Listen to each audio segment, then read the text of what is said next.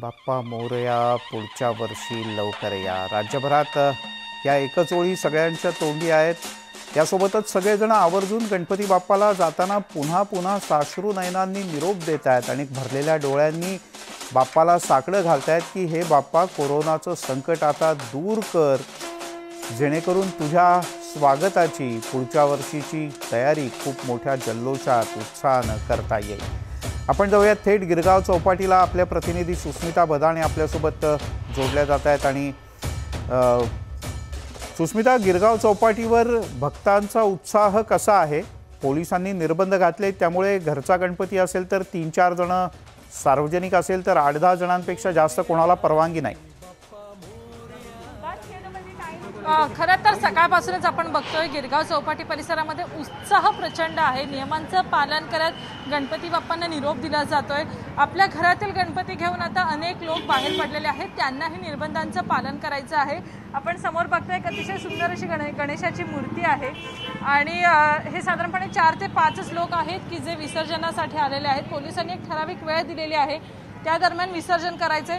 कोरोनाच्या काळामध्ये गणपती बाप्पांचं विसर्जन होत आहे, गणपतींचं आगमन झालं, आता नियम पालन करत तुम्ही विसर्जन करताय काय सांगता? Yes, absolutely as per the government त्यांच्या लॉ प्रमाणे आम्ही फक्त 5 जण आहे आणि आम्ही प्रोटोकॉल फॉलो करतात आणि आम्ही बाप्पाला प्रे करतात की हा कोरोना व्हायरस जाय इथून very fast and fast, so we can celebrate more grandly next year. नक्कीच आपण बघतोय की कोरोना नियमांचं पालन करत इथं गणपती बाप्पांना निरोप दिला जाणार आहे. दुसरीकडे जर आपण बघाल तर गणपतींच्या आगमनाच्या ठिकाणीच पोलिसांनी बॅरिकेटिंग लावलेले आहेत. विरुद्ध दिशेला तशाच पद्धतीची तैनात करण्यात आली आहे. हा संपूर्ण रोड पोलिसांनी ब्लॉक केलेला आहे, जेणेकरून वाहनांची गर्दी होऊ नये. काही सार्वजनिक मंडळांचे गणपती सुद्धा आता इथे यायला लागलेले आहेत. मुख्यत्वे जर आपण बघितलं तर गणेश गल्लीचा मुंबईचा राजा याचं विसर्जन थोड्या वेळापूर्वी झालं. अतिशय नियमांचं पालन करत हे विसर्जन करण्यात आलं. परंतु दरम्यानच्या काळामध्ये जे गणपती येत आहेत त्यांना बाहेरच अडवण्यात येत आहे, बाहेरच थांबवण्यात येत आहे. जास्त लोकांना आत प्रवेश दिला जात नाहीये आणि ज्या पद्धतीने नियम घालण्यात आले त्यांचं पालन होताना दिसतंय. काही वेळामध्ये लालबागचा राजा सुद्धा इथे येणार आहेत. अनेक मानाचे गणपती आहेत, हे मानाचे गणपती इथे येऊन पोहोचतील आणि त्यावेळेला खऱ्या अर्थानं आपल्याला इथे कशा पद्धतीने नियमांचं पालन होतं हे बघणं महत्त्वाचं असणार आहे. सकाळपासून जर आपण बघितलं तर साधारणपणे 35 ते 40 घरगुती गणपतींचं विसर्जन गिरगाव चौपाटी या एका ठिकाणी झालेलं आहे. अजूनही अनेक गणपती येत आहेत, त्यामुळं भक्तिभावे गणेशाची पूजा केल्यानंतर आज बाप्पांना निरोप देण्याचा दिवस आलेला आहे. साश्रू नयनांनी खरं तर बाप्पांना निरोप दिला जातो आणि पुढच्या वर्षी लवकर आणि त्यावेळेला कोरोनाचं संकट नसावं अशा पद्धतीची खरंय. सुस्मिता, आज तुझ्या पाठीमागचा गिरगावचा रस्ता पाहताना 2-3 वर्षांपूर्वीचा गिरगावचा सगळा परिसर आवर्जून आठवतो किंवा जो दरवर्षी आपल्या डोळ्यासमोर असतो. गर्दीने फुलून गेलेले रस्ते असतात, काही वेळेला गुलालांची उधळण असते, बाप्पाचा जयघोष असतो. पण आज हे सगळं काही नाही. लोक पालन करताना दिसत आहेत नियमांचं? हो, नक्कीच नियमांचं पालन हे होत आहे. तशा पद्धतीची सक्ती पोलिसांनी बाळगलेली आहे. कारण मुळात तर बॅरिकेटिंग लावण्यात आलेलं आहे. त्या बॅरिकेटिंगच्या पुढे गणपतीची मूर्ती आणि अगदी 1-2 व्यक्ती याशिवाय कोणालाही परमिशन नाही आहे. कुठल्याही पद्धतीची वाहनं थांबू दिली जात नाही आहे. त्याचबरोबर इथे जे मार्शलिंग सुरू आहे त्यामध्ये सुद्धा अगदी माध्यम प्रतिनिधी असतील किंवा कोणतेही गणपतींचे मंडळ असतील त्यांना पहिल्यांदाच थांबवण्यात येत आहे. प्रत्येक मंडळाला यापूर्वी सूचना देण्यात आलेल्या आहेत. त्यामुळं निर्माल्यात तुम्हाला जायचं असेल किंवा तुम्ही बाप्पाचा प्रसादाचं वाटप करायचं तर इथपासून 100 मीटर लांब असतानाच विसर्जन झाल्याच्या इथेच अटकाव करण्यात आलेला आहे, थांबवण्यात आलेला आहे. ड्रोनच्या मार्फत या सगळ्या घटनांवरती लक्ष ठेवण्यात येते. खरं तर दरवर्षीप्रमाणे यंदा म्हणावी तितकी गर्दी पाहायला मिळत नाही. कोरोनाचे निर्बंध आहेत, वेळेत विसर्जन होणं गरजेचं. अगदी आपण मुंबईच्या राजा गणेश गल्लीचं उदाहरण घेतलं तर साधारण 2 ते 2.5 तासामध्ये गणपती इथे येऊन पोहोचला होता, त्यांचे विसर्जन झालं आणि नियमांचं पालन करत हे विसर्जन करण्यात येतं. त्यामुळं नक्कीच नियमांचं पालन होतंय आणि कोरोनाच्या संकटात सुद्धा चांगल्या पद्धतीने ह्या सगळ्या परिस्थितीचा आपण आढावा घेतो किंवा हाताळल्या जातात. बरं. सुस्मिता, तुर्तास धन्यवाद या सगळ्या माहितीबद्दल. थोड्याच वेळात इथे जेव्हा लालबागच्या राजाचं आगमन होईल तेही आपण तुझ्या आणि व्हिडिओ जर्नलिस्टच्या माध्यमातून सगळ्या महाराष्ट्राला दाखवणार आहोत. तुर्तास धन्यवाद. आणि आता जाऊयात पुण्याला. पुण्याच्या मिरवणुका आणि पुण्याचे गणपती हा एक खूप जिव्हाळ्याचा विषय, पण यावेळेला अतिशय साधेपणानं पुण्यात सुद्धा गणेशोत्सव साजरा होतोय। मानाच्या 5ही गणपतींचं आज थोड्या वेळापूर्वीच विसर्जन पूर्ण झालंय। कसबा पेठ गणपती जो मानाचा पहिला गणपती मानला जातो, कसबा पेठ गणपती मंडळानं यावेळेला मुख्य मंडपातच गणेश विसर्जनाची व्यवस्था केली होती आणि ढोल ताशांच्या संगीताच्या गजरात हे विसर्जन पार पडलं। मानाचा दुसरा गणपती तांबडी जोगेश्वरी त्याचंही विसर्जन पार पडलं आणि गुरुजी तालीम असे सर्वच मानाचे गणपती यांचं विसर्जन थोड्या वेळापूर्वी पार पडले। आपण मानाचा पहिला गणपती पाहतो आहोत, कसबा पेठ, आणि कसब्याच्या गणपतीच्या करता खास मंडपातच हौद तयार करण्यात आला होता। मानाचा दुसरा गणपती तांबडी जोगेश्वरी त्याचंही विसर्जन काही वेळापूर्वी झालंय। मानाचा तिसरा गणपती गुरुजी तालीम, मानाचा चौथा गणपती तुळशीबाग आणि मानाचा 5वा गणपती केसरीवाडा। आपण ही 5ही दृश्य पाहतो आहोत। साधारणपणे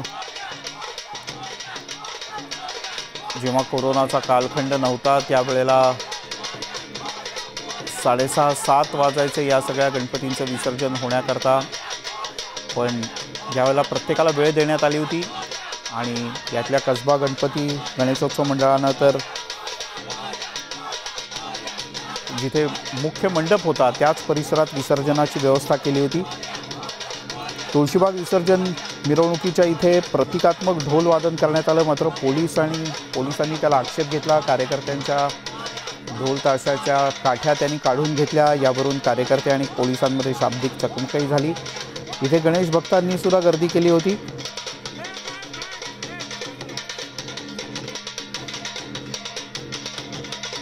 त्यामुळे पुण्यातलं मानाच्या मुख्य 5ही गणपतींचं विसर्जन अतिशय साधेपणानं नियमांचं काटेकोर पालन करत पार पडलंय।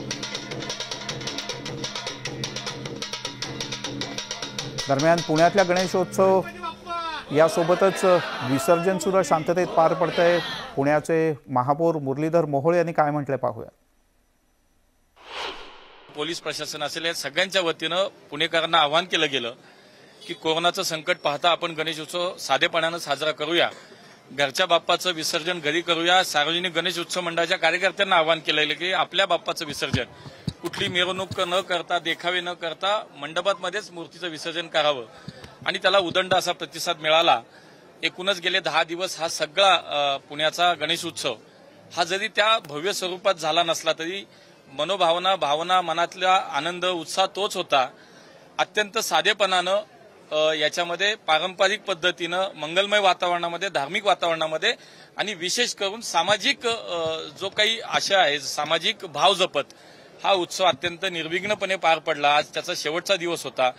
पोलीस प्रशासन, महापालिका प्रशासन यांनी अत्यंत चांगल्या पद्धतीने या सगळ्यात काम केलं आणि पुणेकरांना विशेषतः आणि सर्व गणेश उत्सव मंडळाच्या कार्यकर्त्यांना मी मनापासून धन्यवाद देईन।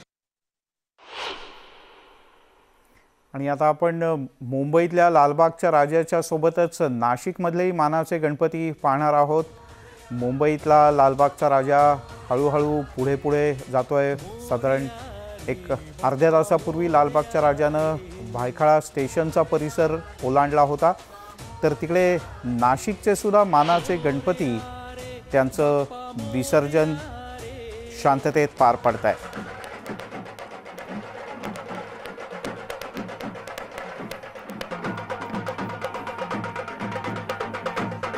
नाशिकमध्ये मात्र मंडपाच्या परिसरात प्रतिकात्मकरित्या ताशा वाजंत्रीला परवानगी देण्यात आली होती। कार्यकर्त्यांनी नियमांचं पालन केलं आणि थोडा वेळ झाल्यानंतर हे वादन थांबवण्यात आलं।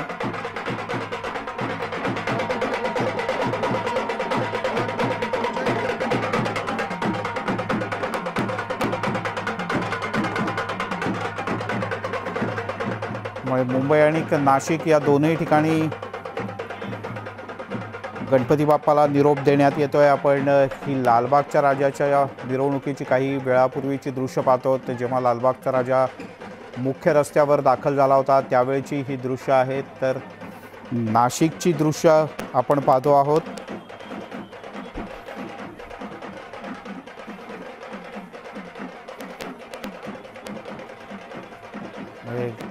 गणेश गल्लीच्या मुंबईच्या मानाच्या पहिल्या गणपतीचं विसर्जन मगाशीच पार पडलं। तर लालबागच्या राजाची मिरवणूक सध्या कुठे पोहोचले? उदय जाधव आपले प्रतिनिधी आपल्यासोबत आहेत। उदय, कुठपर्यंत पोहोचली लालबागच्या राजाची मिरवणूक?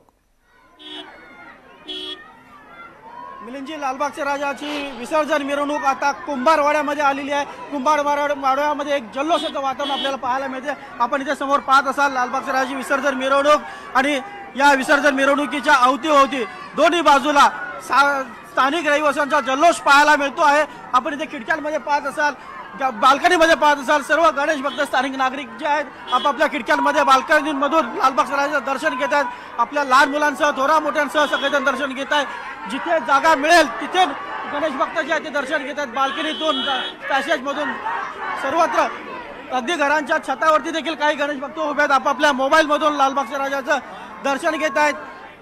कुंभारवाड्यामधली ही दृश्य आहेत, थेट आपण पाहतो।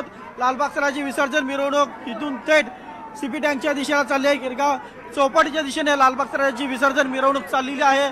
कुंभारवाड्यामधून जात असताना लालबागच्या राजाच्या विसर्जन मिरवणुकीवरती दोन्ही बाजूनी कुंभारवाड्यातील रहिवासी पुष्पवृष्टी देखील करताना आपल्याला पाहायला मिळतं। आपण थेट वरती दृश्य पाहिली तर स्थानिक रहिवासी अगदी आनंदित झालेले आहेत। गेले 10 दिवस त्यांना प्रत्यक्ष दर्शन मिळालेलं नाहीये, मात्र विसर्जन मिरवणुकीमध्ये लालबागच्या राजाचं दर्शन मिळेल या आशेपोटी सर्वजण इथे थांबलेत। आणि आपण समोर पाहू शकतो दर्शन सोहळा जो आहे स्थानिक रहिवाशांचा मोठ्या प्रमाणात सुरू आहे।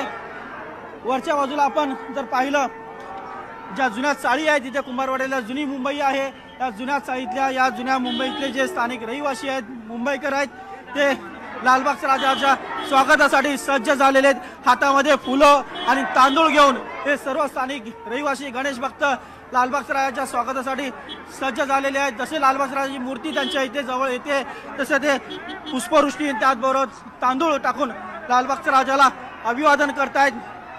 संपूर्ण कुंभारवाडा गणेश भक्तांनी उदय, सुरुवातीला मोठ्या संख्येनं कार्यकर्ते याच लालबागच्या राजाच्या मंडपात नाचत होते, पण आता नियमानुसार कार्यकर्ते या रथाबरोबर चालतायत। पोलिसांनी काही जणांना अतिरिक्त परवानगी दिली आहे का? कारण स्थानिक ठिकाणी आपल्याला माहिती आहे लालबागच्या राजाची मिरवणूक निघाली की प्रचंड संख्येनं लोक दोन्ही बाजूने वाट पाहत असतात दर्शन घेण्यासाठी।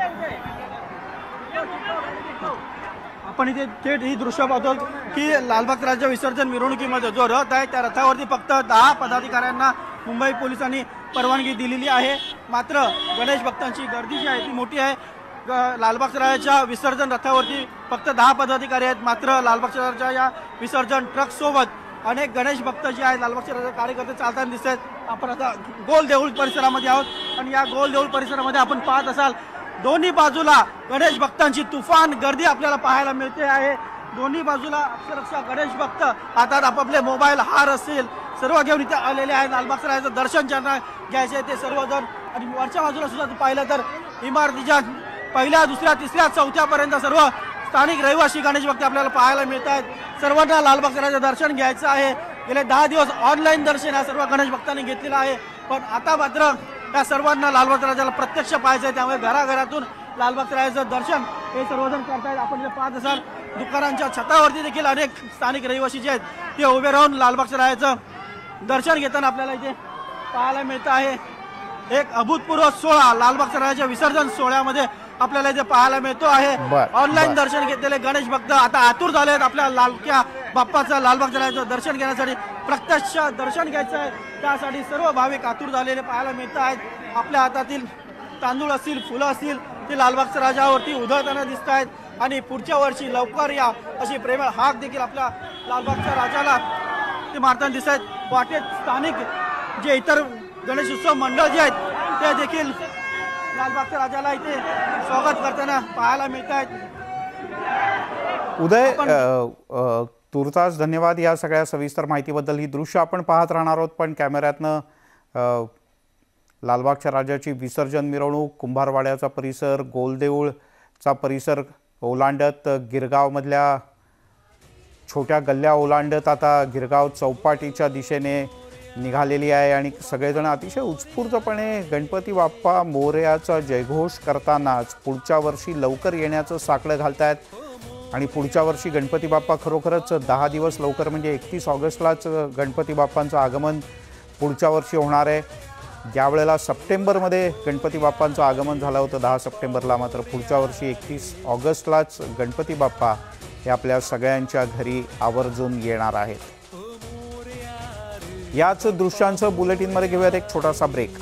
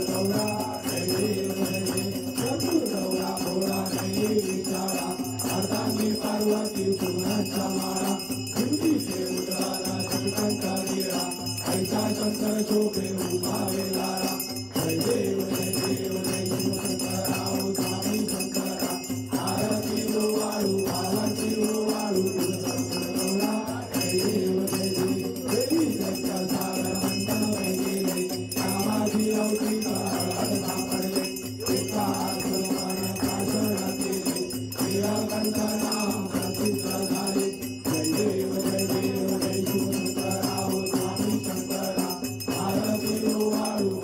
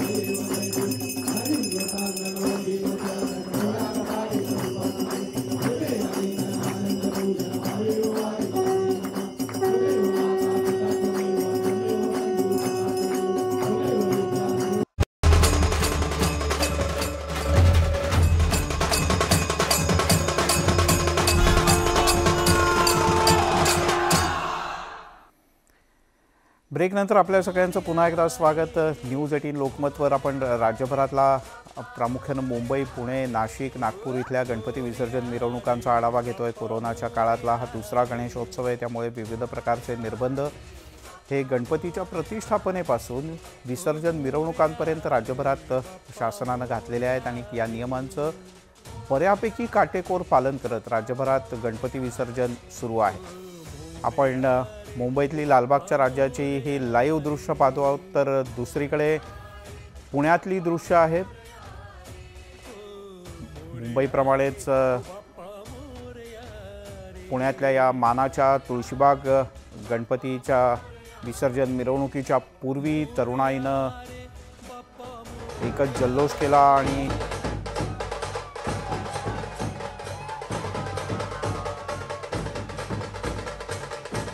काही वेळ इथे ढोल ताशे वाजवण्यात आले, पण हे ढोल ताशे वाजवल्यानंतर काही काळ पोलीस आणि कार्यकर्त्यांमध्ये मात्र थोडीशी बाचाबाची झाली.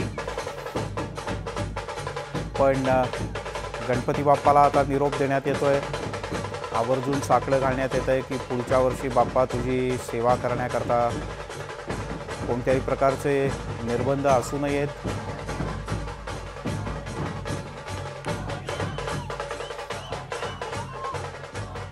आणि आपण आता मुंबईतल्या आणखीन काही ठिकाणांना भेटी देणार आहोत. काही ठिकाणी कृत्रिम तलाव करण्यात आले, जेणेकरून घरगुती गणपतींचं विसर्जन हे या कृत्रिम तलावाच्या इथे होईल. विशाल पाटील आपले प्रतिनिधी जोडले गेलेत आपल्यासोबत जांभोरी मैदान परिसरातून. विशाल, इथे कृत्रिम तलाव तयार करण्यात आलाय, कसा प्रतिसाद आहे भाविकांचा? मिलिंद सर, खरं तर आपण पाहतोय मुंबईकरांचा वाढता प्रतिसाद जो आहे तो कृत्रिम तलावांकडे आपल्याला पाहायला मिळतोय आणि त्यामुळेच यावेळेला मुंबई महानगरपालिकेनं कृत्रिम तलावांच्या संख्येमध्ये वाढ केलेली आपल्याला पाहायला मिळाले. खरे तर गणेश भक्त जे आहेत हे पर्यावरणाच्या दृष्टीचा विचार करून आता कृत्रिम तलावांकडे जे आहेत ते वळू लागलेले आहेत. आत्ता आपण वरळी येथील जांभोरी मैदान येथील कृत्रिम तलावाजवळ आहोत आणि आपण पाहू शकतो की या ठिकाणी 2 तलाव तयार करण्यात आले आहेत. एका तलावामध्ये प्लास्टर ऑफ पॅरिसच्या गणेश मूर्तींचं विसर्जन केलं जाईल आणि दुसरा जो तलाव आहे त्या तलावामध्ये मातीच्या आणि शाडूच्या गणेश मूर्तींचं विसर्जन जे आहे ते करण्यात येत आहे. खरं तर आत्तापर्यंत या ठिकाणी 4 गणेश मूर्तींचं विसर्जन जे आहे ते झालेलं आहे. संध्याकाळच्या वेळेमध्ये मोठ्या प्रमाणात गणेश भक्त जे आहेत त्या ठिकाणी बाप्पाचं विसर्जन करण्यासाठी मोठ्या संख्येने येतील. कारण का याआधी आपण पाहिले की मुंबईत ज्या ज्या ठिकाणी अशा प्रकारचे कृत्रिम तलाव तयार करण्यात आलेले आहेत त्या कृत्रिम तलावांना वाढता प्रतिसाद जो आहे तो मुंबईकरांचा मिळताना दिसून येतोय. कुठेतरी मुंबईकर जे आहेत ते हा पर्यावरणाच्या दृष्टीनं आता विचार करताना दिसून येतोय. संपूर्ण राज्यात आज लाडक्या बाप्पाला जो आहे तो निरोप दिला जातोय. अनेक निर्बंध जे आहेत ते आपल्याला पाहायला मिळतात. अशाच प्रकारचे निर्बंध जे आहेत ते कृत्रिम तलावांच्या बाबतीत सुद्धा लागू करण्यात आलेले आहेत. ज्यावेळेला गणेश भक्त बाप्पाचं विसर्जन करण्यासाठी या कृत्रिम तलावाकडे येतील त्यावेळेला त्यांच्या कुटुंबातील फक्त 2च सदस्यांना या तलावाकडे जे आहे ते येता येणार आहे. आतमध्ये कृत्रिम तलावाच्या इकडे प्रवेश नसणार आहे आणि गणेश मूर्ती ज्यावेळेला असेल त्यावेळेला महानगरपालिकेचे जे कर्मचारी आहेत त्या कर्मचाऱ्यांकडे गणेश मूर्ती द्यायची आणि ते कर्मचारी जे आहेत हे लाडक्या बाप्पाला येथे विसर्जन करतील. त्यामुळे एकंदरीत जर आपण पाहायला गेलं विशाल, मुंबईमध्ये आपण पाहिलं की आताचं नवीन बाळासाहेब ठाकरे स्मारक किंवा जुनं महापौर निवास इथे पूर्वी कृत्रिम तलाव केला जायचा शिवाजी पार्कच्या परिसरात.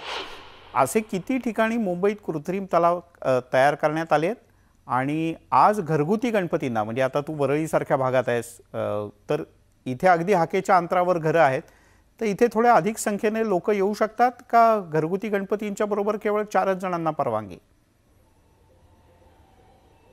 नक्कीच, खरं तर घरगुती गणपती जे आहेत ते मोठ्या प्रमाणात आज या कृत्रिम तलावांकडे आपल्याला पाहायला मिळतील.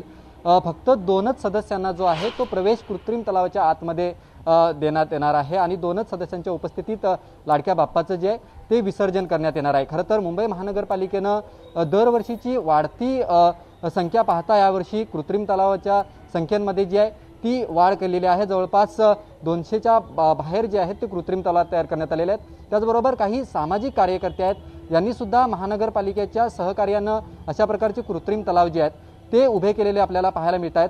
आणि महापौर ज्यावेळेला मुंबईच्या महापौर किशोरी पेडणेकर यांनी त्यांच्या बाप्पाचं विसर्जन महापौर बंगल्यात केलं होतं कृत्रिम तलावात, त्यांनी सुद्धा आवाहन केलं होतं की महापौर बंगल्यातला जो कृत्रिम तलाव आहे या ठिकाणी सुद्धा लोकांनी बाप्पाच्या विसर्जनासाठी यावं.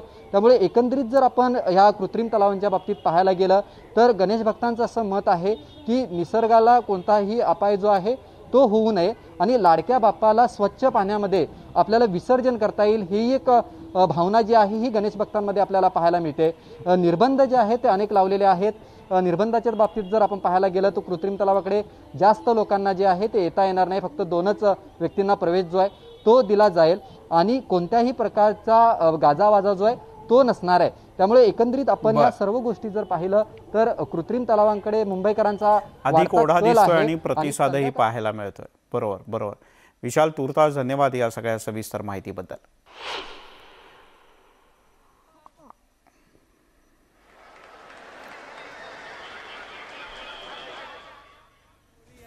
आणि आता जाऊयात थेट पुण्याला. अद्वैत मेहता आपले प्रतिनिधी आपल्यासोबत जोडले जात आहेत. अद्वैत, कशा प्रकारचा कार्यकर्त्यांचा उत्साह आहे? कारण तुळशीबागच्या इथे आपण पाहिलं प्रतिकात्मक ढोल ताशे वाजवले तरी पोलिसांना नाही चालले, पोलिसांनी कारवाई केली. इथे कार्यकर्ते मात्र झेंडे नाचवताना दिसत आहेत. मानाच्या 5ही गणपतींचं विसर्जन त्या वेळेच्या आधी झालेलं आहे आणि आता त्याच्यानंतर भाऊ रंगारी गणपती देशातला पहिला सार्वजनिक गणपती मानला जातो.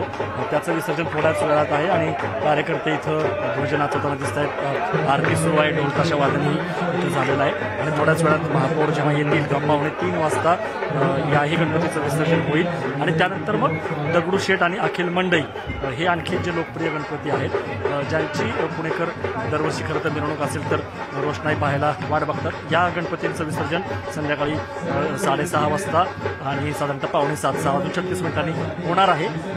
मात्र गेली 2 वर्ष जर आपण बघितलं तर 24 तासाहून अधिक काळ चालणारं विसर्जन जे आहे ते काही वेळामध्येच पार पडताना दिसतंय आणि सकाळी आज 11 वाजता कसबा गणपती ग्राम दैवत पुण्याचं पहिलं त्याचं विसर्जन झालं. पाठोपाठ तांबडी जोगेश्वरी दुसरा त्याचं झालं. गुरुजी हे दोन्ही शांततेने झालं. गुरुजी तालीम मंडळाच्या विसर्जनाच्या वेळी थोडी बाचाबाची झाली गुलाल उधळण्यावरून आणि तुळशीबाग गणपतीला जास्तच थोडंसं ताणलं गेलं आणि जरी प्रतिकात्मक तिथं परवानगी होती कार्यकर्त्यांचा उत्साह तिथं वाढला आणि शेकडोच्या संख्येने कार्यकर्ते आले 50 जणांची परवानगी असताना आणि ढोल ताशांची पण संख्या जास्त होती. तिथं मिरवणुकी काढली. यावर्षी खरं तर गेल्या वर्षापासून मिरवणुकीलाही बंदी आहे, ढोल ताशा वादनांनाही बंदी आहे. असं असताना हे काढल्यामुळं मग पोलिसांना कारवाईचा बडगा उगारावा लागला. मात्र दोन्ही बाजूंनी एक समंजसपणा दाखवून सामुपचारांनी हा वाद जो आहे तो मिटवण्यात आला. पोलिसांनी विनंती केल्यानंतर मिरवणूक जी आहे ती थांबवली, ढोल ताशांचं वादन थांबवलं आणि त्यानंतर मग पोलिसांनी सुद्धा काही कारवाई केली नाही. आता इथं आपण बघतोय भाऊ रंगारीच्या इथं आता परत एकदा उत्साहाला उधाण आलेलं आहे. आरती संपलेली आहे आणि आता विसर्जनाचा तो क्षण आलेला आहे. गणपती चालले गावाला, चैन पडे ना आम्हाला असं आपण म्हणत असतो. आता गणपती खरोखर गावाला चाललेले आहेत आणि इथं मांडवाच्या किंवा मंदिराच्या जवळच जे कुंड बनवलेले आहेत तिथं आता गणेशाचं विसर्जन होतंय. आपण बघू शकतोय की भाऊ रंगारी देशातला पहिला सार्वजनिक गणपती त्याचं विसर्जन आता होताना दिसतंय आणि हेही थोडंसं वेळेच्या आधीच होताना बघतोय आपण. 2:45ची वेळ होती आणि कार्यकर्त्यांच्या प्रचंड उत्साहात इथंही भंडारा उधळला गेलेला आहे. इथंही आपल्याला दिसतंय की प्रचंड गर्दी आहे आणि या सगळ्या गर्दीमध्ये उत्साहामध्ये या गणरायाचं विसर्जन जे आहे ते पार पडलेलं आहे. महापौर आता इथं पोहोचलेलं आहे. आपण बघू शकतो मुरलीधर मोहोळ हे सकाळपासून 5ही मानाच्या गणपतींचं विसर्जन करून आता भाऊ रंगारी गणपतीच्या विसर्जनाला पोहोचले आहेत आणि त्याही मंडळाच्या गणपतीचं विसर्जन जे आहे ते झालेलं आहे. मुंबईमध्ये मिरवणूक आपण बघितलं की लालबागचा राजा असेल इतरांची मिरवणुका निघाल्या. पुण्यामध्ये मात्र मिरवणुकांना परवानगी नाही, परंतु परिसरामध्ये छोट्याशा मिरवणुका काढण्यात आल्या. तुळशीबाग मिरवणूक काढली त्यामुळेच गोंधळ झाला आणि मग तुळशीबागला परवानगी दिली तर मग आम्हाला काय नाही म्हणून मग गुरुजी तालीमचे पण कार्यकर्ते हिरेला पेटले होते. परंतु सामोपचारांनी जास्त न ताणता तो वाद मिटवण्यात आला आणि इथं सुद्धा आपण बघतोय की उत्साहामध्ये आता झालेलं आहे. आता मध्ये जवळपास 3.5 तासाचा गॅप असेल मिलिंद. आणि आता 2 महत्वाच्या गणपतींचं विसर्जन जे बाकी आहे 6:30 वाजता अखिल मंडई आणि 6:36 दगडूशेठ गणपती. बरोबर. या 2 मंडळ मोठी जी मंडळ आहेत सार्वजनिक बर, त्यांचं बर. विसर्जन होईल. त्यानंतर खऱ्या अर्थाने हे सार्वजनिक गणेश मंडळांच्या बरोबर आहे. अद्वैत, खूप चांगली गोष्ट आहे की स्वतः महापौरांनी पुढाकार घेतला आणि इथे मंडपाच्या जवळच उभारण्यात आलेल्या ठिकाणी हे विसर्जन करण्यात आलं. अद्वैत, पुणेकरांचं खरंच कौतुक वाटतं, कारण पुण्याची परंपरा आणि त्याचे मान सन्मान या सगळ्याच गोष्टी खूप वेगळ्या प्रकारच्या आहेत. त्या शब्दात सांगता येणार नाहीत, अशा प्रकारच्या आहेत.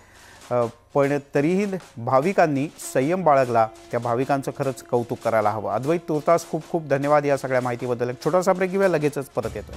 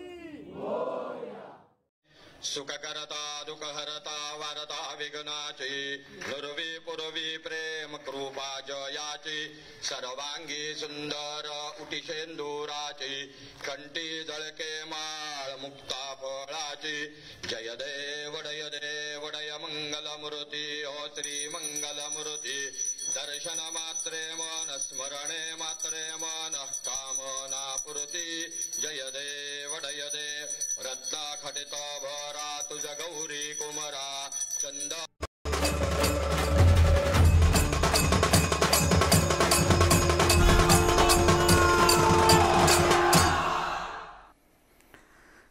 ब्रेकनंतर आपल्या सगळ्यांचं पुन्हा एकदा स्वागत. मुंबईत आणि महाराष्ट्रातही अलीकडे ज्याची सगळ्यात मोठी चर्चा असते, देशभरात चर्चा असते, त्या लालबागच्या राजाची गणेशोत्सवाची मिरवणूक झपाट्यानं पुढे चालली आणि आता ती गिरगाव चौपाटीच्या जवळ जाऊन पोहोचले.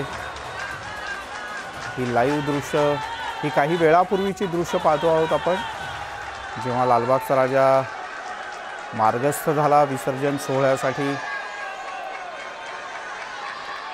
इथेच भारतमाताच्या चौकामध्ये एक प्रदक्षिणा घातल्यानंतर भायखळा, कुंभारवाडा, गोलदेऊळ असं करत करत लालबागचा राजाची मिरवणूक आता गिरगाव चौपाटीच्या जवळ जाऊन पोहोचली आहे.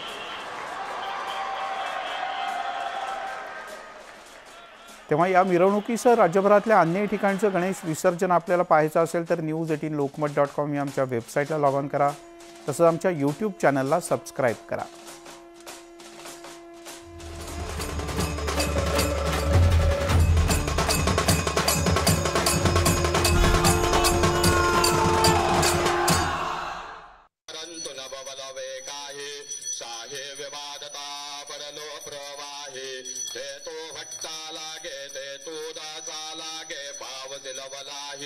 जय देवी जय महिषासुरमदनि हो दैत्यासुरमदनि सुरवर ईश्वर वरदे तारक संजवनी जय दे प्रसन्न वदने प्रसन्न होती निदलाशा क्लेशापासुनि तोडी दुःखापासुनि तोडी भवपाशा अंबे तुझ वाचून कोण पुरविल आशा नरहर तल्लीन झाला पद पंकजलेशा जय देवी जय महिषासुरमदनि हो दैत्यासुरमदनि सुरवर ईश्वर वरदे तारक संजवनी जय दे घालीन लोटांगण वंदीन चरण डोळ्यान पायन रूप तुझे प्रेमे अलंगिनी अनंत पूजन भावे ओवाळीन म्हणे न माता त्वमेव माता पिता त्वमेव बंधु सखा त्वमेव विद्या चरणं त्वमेव सर्वं मम देव कायेन वाचा मनसेन्द्रिये त्वा बुद्ध्यात्मका वा कर्ति स्वभाव करोमि यत् सकलं परस्मै नारायणायति समर्पयामि अच्युतं केशवं रामनारायणं कृष्णदामोदरं वासुदेवं हरिं श्रीधरं माधवं गोपिकावल्लभं जानकीनायकं रामचन्द्रं भजे. हरे राम राम हरे हरे हरे कृष्ण कृष्ण कृष्ण हरे हरे हरे राम राम हरे हरे हरे कृष्ण कृष्ण कृष्ण हरे हरे. गणपती बाप्पा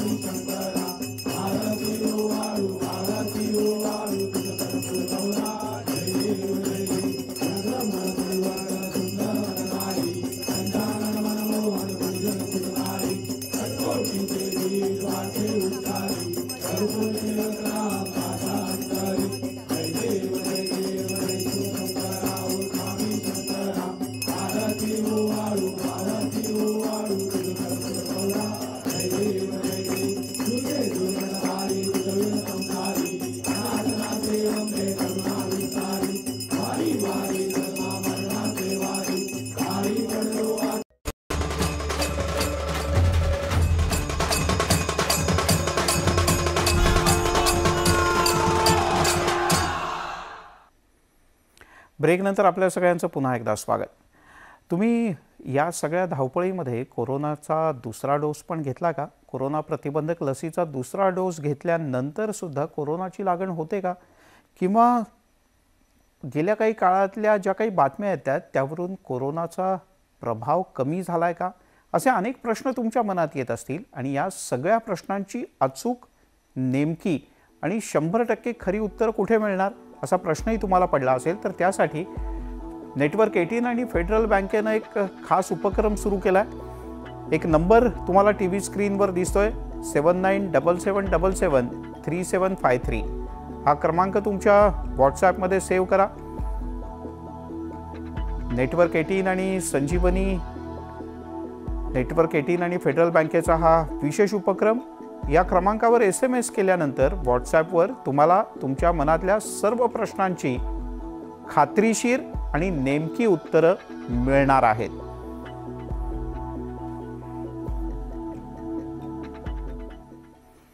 मग गणपती बाप्पाला जाता जाता साकडे घालूयात की हा कोरोना आता कायमचा जाऊ दे, आणि या बुलेटिनमध्ये इथेच थांबूयात. गणपती बाप्पा मोरया, पुढच्या वर्षी लवकर या.